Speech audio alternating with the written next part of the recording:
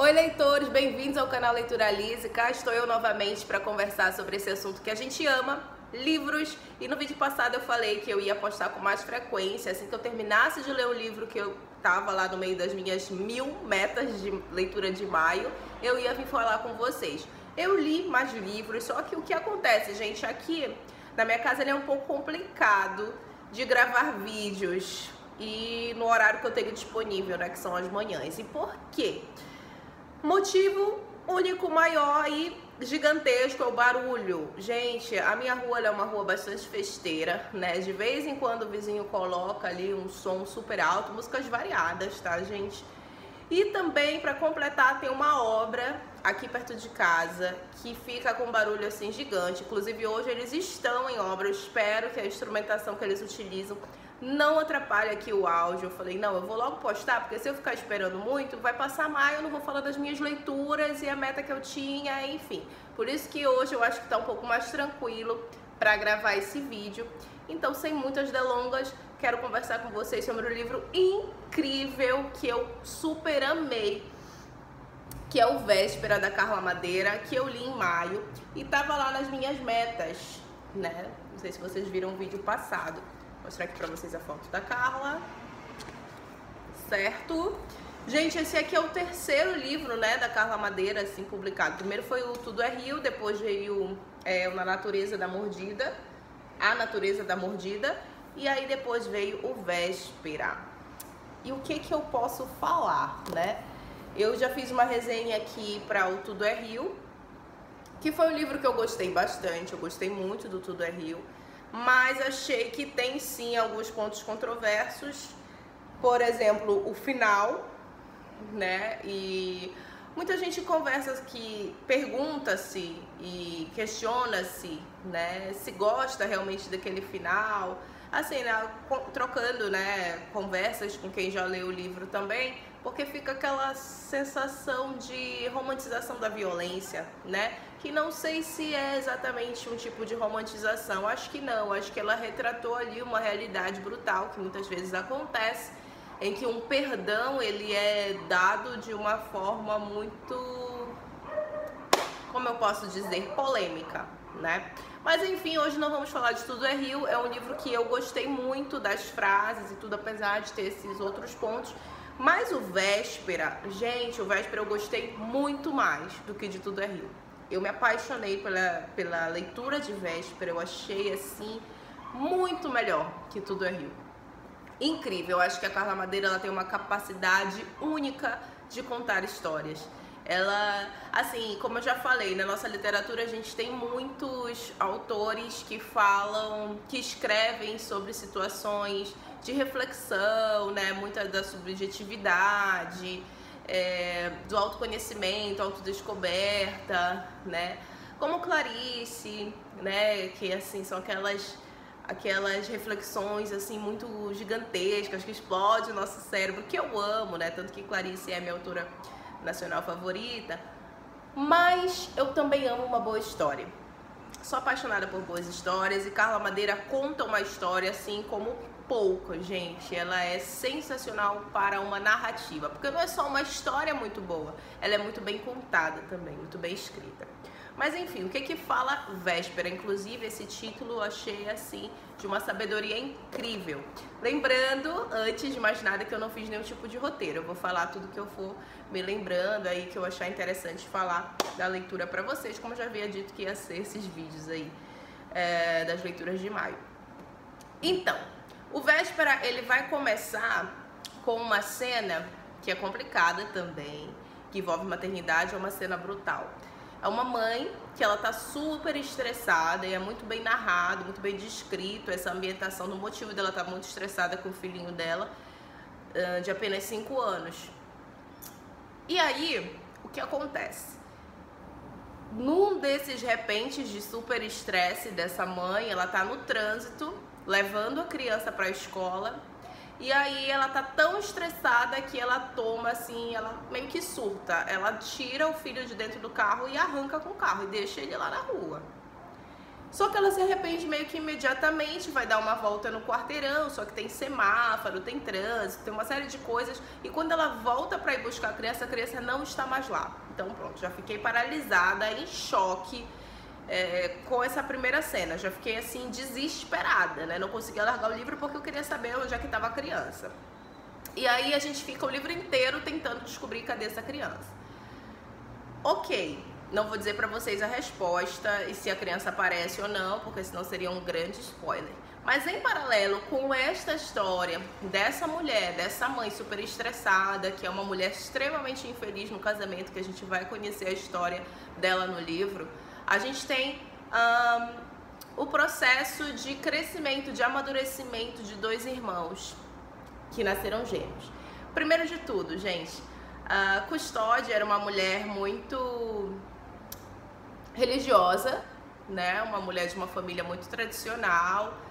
E aí ela se casa, só que o marido, ela chama ele de bêbado insuportável, ele fica arrasado com aquilo, porque ele procura muito ela pro sexo nos momentos em que ele tá bêbado e ele gosta muito de beber. E aí ela fica horrorizada, ela não gosta, pra ela ter relação sexual é uma obrigação insuportável, ela não gosta nem um pouco e ela fica só querendo engravidar pra se livrar do sexo com o bêbado insuportável, como ela o chama. E aí até que chega um momento aqui de tantas orações, né, muita fé, ela atribui isso a muita oração que ela fez. Ela engravidou, e ela engravidou de gêmeos, então ela ficou assim muito realizada, né, muito maravilhada com isso.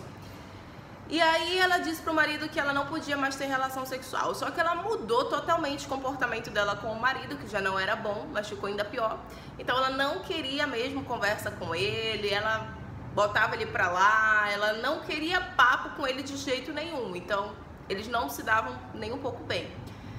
Ela começou a rejeitá-lo muito e ele foi guardando aquilo e nutrindo um desejo de vingança. E, gente, vou falar pra vocês, é um spoiler, mas vai ser importante pra continuar falando pra vocês aqui o que foi que eu achei do livro. É um spoiler que não vai alterar em nada a leitura, muito pelo contrário, né? Eu acho que tá até aqui na sinopse essa revelação. A vingança desse marido, gente. No dia que esses filhos nascem, ele foi maltratado por ela, né? Ele foi registrar as crianças. E ele volta com as certidões. E para o susto dela, ele batizou as crianças com os nomes de Caim e Abel. Para quem conhece a história bíblica, né, sabe que foi uma grande tragédia. Caim matou Abel, segundo ali o Antigo Testamento. E aquilo para uma mulher extremamente religiosa, que queria colocar o nome dos filhos, se eu não me engano era Pedro e Paulo, assim, nomes mais santificados, né? Ela ficou assim horrorizada, ela se fechou, ela declarou guerra eterna contra o marido e disse que nenhum dos filhos se chamaria Caim, seria o Abel e o Abelzinho. Ninguém ia saber mesmo porque eles eram gêmeos. Só que chegou um momento que esses meninos vão crescendo e ela cria eles com desespero e um pânico deles serem inimigos. Então ela precisa, na cabeça dela, o tempo inteiro estar unindo esses dois irmãos. Então eles fazem tudo juntos, tudo é igual. Tudo que ela faz para um, faz para o outro, que é para eles serem realmente muito unidos. E eles são, de fato, eles são muito unidos na infância inteira, até que chega um momento que eles têm que ir para a escola, e a escola precisa da certidão de cada um. E aí o pai lá faz uma espécie de game com eles, né? Na verdade era mais quem acordasse primeiro se chamaria Caim no dia seguinte. E aí, enfim, ficou um Caim e um Abel. A mãe tentando fazer com que eles ficassem na mesma sala, tivesse tudo junto, morria de medo e um pânico, aquela sombra que pairava sobre ela deles serem inimigos devido ao peso dos nomes. E aí, o que acontece é que Caim se desenvolve de uma maneira e o Abel de outra. O Abel vai ficando para trás. E praticamente todos os aspectos, né?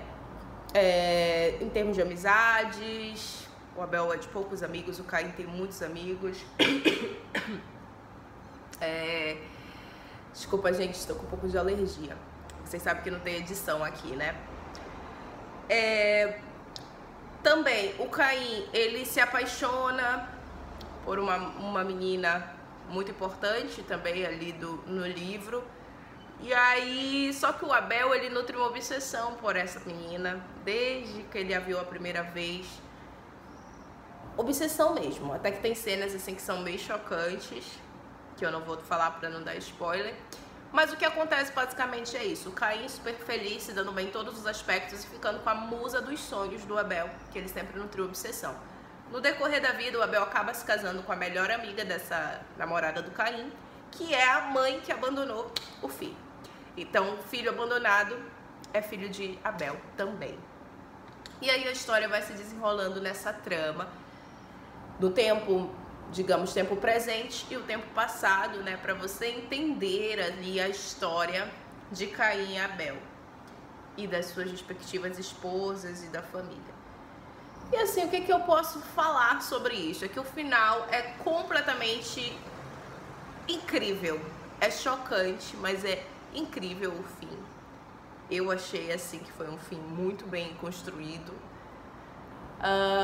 A história dos dois irmãos que, mesmo a mãe com todos os seus esforços de uni-los, eles tinham traços de desunião em decorrência da vida mesmo, de serem idênticos, mas as almas e as personalidades eram diferentes, né? As capacidades eram diferentes. E logo um se frustra, o outro não, devido talvez a esse excesso de comparação, de necessidade de serem iguais. Então, quando um fica para trás e o outro avança, isso gera alguns distúrbios assim no que ficou para trás, no caso o Abel. Você tem uma mãe aí super infeliz no casamento, ela passa por várias violências na mão desse Abel. E a atitude que ela toma com o filho é muito brutal, é terrível, né, injustificável assim. Mas eu não vou dizer o que aconteceu com a criança. Espero que vocês leiam Véspera. Que título incrível, que título incrível. Dá tudo a ver, tudo assim, o que eu senti desse livro, desse título, é que tudo que acontece no hoje, todas as situações, elas dependem do passado. Então o passado, que é a nossa história, ela escreve o nosso amanhã. Né? Apesar da gente só ter o tempo presente, é o passado que dita as regras, né? E o Véspera é aquilo, é o que acontece na véspera que vai impactar no futuro, no presente, e que consequentemente vai impactar o futuro, sabe? Então isso tá em todo o livro, praticamente em todas as cenas, e é assim muito bom. Eu realmente gostei muito mais do que De Tudo é Rio. Eu recomendo demais esse livro, eu achei ele sensacional. Que escrita fabulosa. Agora eu preciso ler A Natureza da Mordida, que é o único, né, desses três aí publicados pela Carla que eu ainda não li. Mas esse aqui, por enquanto, ultrapassou Tudo é Rio. Vamos ver futuramente A Natureza da Mordida, né? Mas por enquanto segue sendo o meu livro favorito de Carla Madeira até agora. E que escritora incrível, conheçam, conta uma história como poucos, de verdade, gente. É isso, espero que vocês tenham gostado desse vídeo. Até o próximo. Beijinho. Tchau.